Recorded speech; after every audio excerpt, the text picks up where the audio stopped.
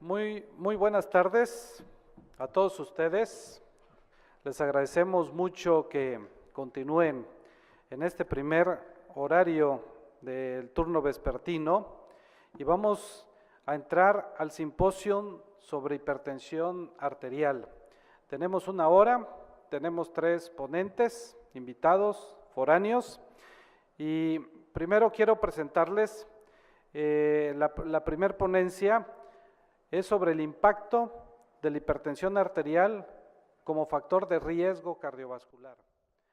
Ahí podrán detectar ustedes que la hipertensión arterial tiene una importancia desde el punto de vista epidemiológico como prevalencia, pero además de todo eso, de los problemas a nivel de órgano blanco que permite la hipertensión arterial ser uno o el factor de riesgo más significativo para la enfermedad cardiovascular y la mortalidad cardiovascular. Para eso le vamos a pedir al doctor Alejo Díaz Aragón, que pues ya lo conocen porque ha estado todo el día en sesiones. Creo que él se le castigó de una manera importante, pero bueno, afortunadamente es bastante profesional para apoyarnos en este evento. Él viene de la ciudad de Oaxaca, es parte de la Asociación de Cardiólogos de México, de AMPAC Nacional, y le pido a Alejo que pase con ustedes. Gracias, Jorge. Nuevamente con ustedes, entrando como bateador emergente, ya que el ponente que originalmente tenía que venir no pudo hacerlo por causas de fuerza mayor. Ya explicó el doctor Jorge que voy a hablar de lo que representa la hipertensión arterial como el impacto que tiene como factor de riesgo cardiovascular, factor de riesgo que ya hablamos toda la mañana. Y vamos a hablar del impacto que tiene desde el punto de vista socioeconómico y del impacto que tiene como daño a órgano blanco. Como pueden observar, la prevalencia de la hipertensión arterial es muy amplia, es decir, todo el mundo está afectado por la misma hipertensión, y cuando pensamos de que México es uno de los más afectados, los países que están en rojo, como vienen siendo africanos, asiáticos y algunos europeos, la prevalencia de la hipertensión arterial, de acuerdo a la Organización Mundial de la Salud, puede ir del 48 al 55%. México en verde, junto con Estados Unidos, nuestra prevalencia, bueno, aquí está, se señala aproximadamente que va de un 32%, de acuerdo a Ensanud, que es una mejor encuesta que Ensanud 2006, que es una mejor encuesta que Ensanud 2012, señala que la incidencia de hipertensión en nuestro país para un nivel de corte de 140, 90 en adelante, es del 30.8%.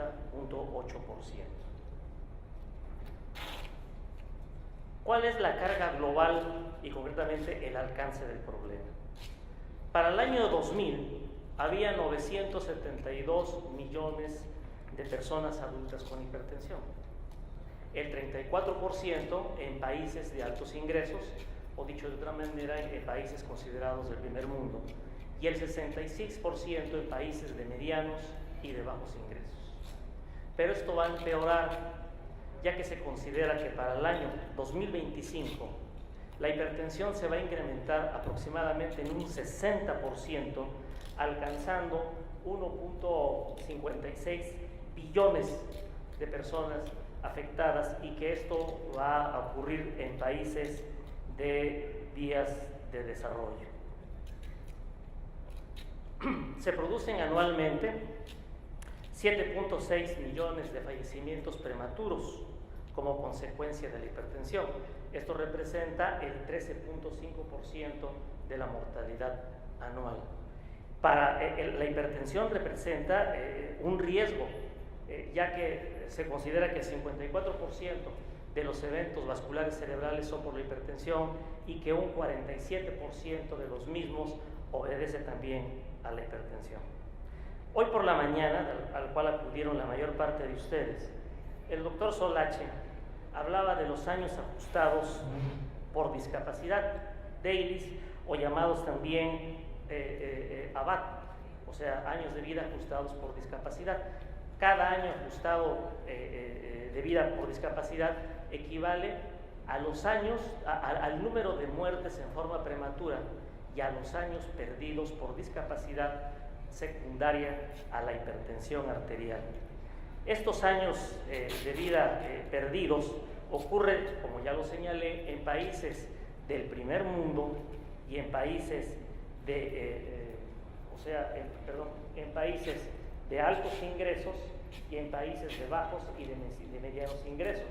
Más o menos para hombres y mujeres, como pueden ver, la distribución es semejante para ambos grupos, y esto señala de que en el grupo que tiene de bajos ingresos, la mayor parte de estos DAILYs o ABAT ocurren en el 56% de los casos en edades que van de los 45 a los 69 años de edad, y en cambio en los de altos ingresos es aproximadamente del 36%, 39%.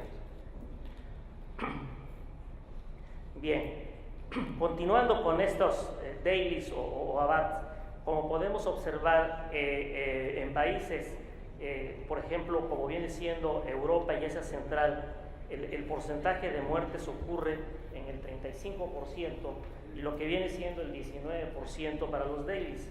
Para nosotros, lo que es América Latina, esto corresponde del 13 y del 5,1% respectivamente.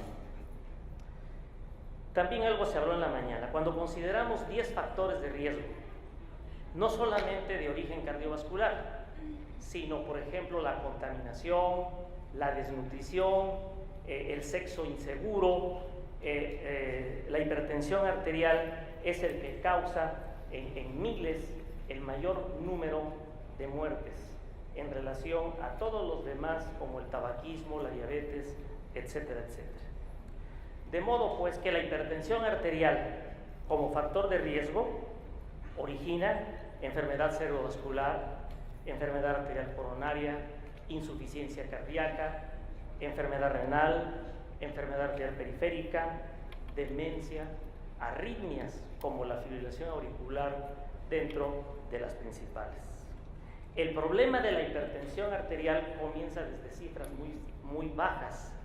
Vean ustedes cómo desde cifras de 115, 75, por cada 20 milímetros de mercurio que se incremente la presión sistólica y 10 milímetros la presión diastólica, el riesgo se va a incrementar. De modo que para estas cifras será el doble, 4 y hasta 8 veces más aquellos que desarrollan una hipertensión severa. Pero el riesgo quizás comienza desde inclusive cifras tan bajas como 120-80. Ya he señalado que la hipertensión es causa de cardiopatía isquémica a través principalmente de la aterosclerosis coronaria. Esto va a ocurrir tanto en mujeres como en hombres. Esto comienza desde lo que viene siendo las cifras limítrofes en amarillo, tanto para el hombre como la mujer. Una vez que está la hipertensión establecida, el riesgo de cardiopatía isquémica inicialmente se va a incrementar en mayor grado en lo que viene siendo el hombre.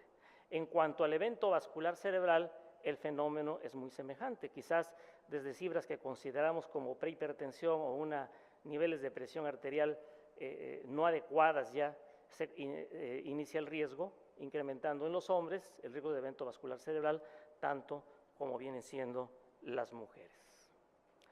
Con respecto a una vez que el paciente tiene cardiopatía isquémica asociado con hipertensión arterial, el riesgo de un evento vascular cerebral se va a incrementar. En la mañana ya hablábamos del riesgo relativo y el riesgo absoluto, y vean ustedes que a medida que aumentan las cifras de presión sistólica, el riesgo se va a ir incrementando en forma progresiva. Es decir, si el paciente ya tiene daño orgánico, por ejemplo en el corazón, pues va a incrementarse el daño a nivel vascular cerebral. Para la cuestión renal también es semejante, particularmente en pacientes diabéticos. Deben recordar que la diabetes y la hipertensión es una atracción fatal, ya que un hipertenso tiene el doble de riesgo de desarrollar diabetes. De modo que si un paciente diabético que no se controle y en el cual van pasando en forma progresiva los años, la filtración glomerular va a ir disminuyendo drásticamente en el paciente no tratado, desarrollando rápidamente insuficiencia renal. A diferencia de otros factores de riesgo cardiovascular, la hipertensión mantiene su poder patogénico en la vejez. Por ejemplo, el tabaquismo afecta más al joven que al viejo. Daña todos los segmentos del árbol arterial, desde la aorta hasta las arteriolas. Por ejemplo, podríamos pensar en la retinopatía hipertensiva.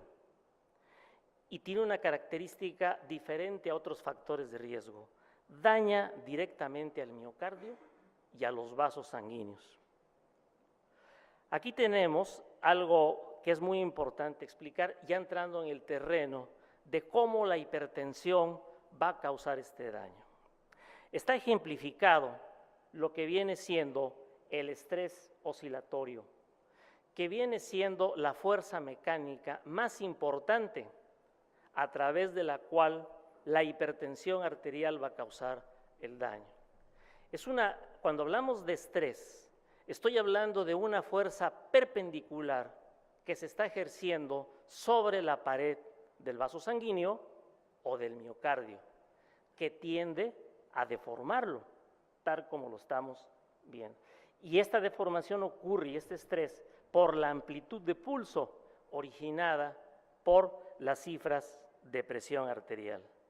¿Qué es lo que sucede con este estrés? Habitualmente el endotelio tiene una serie de de receptores, de modo que el estrés deformante va a originar un estímulo para estos receptores y va a haber un efecto de transducción que va a estimular a nivel de lo que viene siendo los miocitos, la hipertrofia vascular y el aumento de la matriz extracelular con síntesis de colágeno.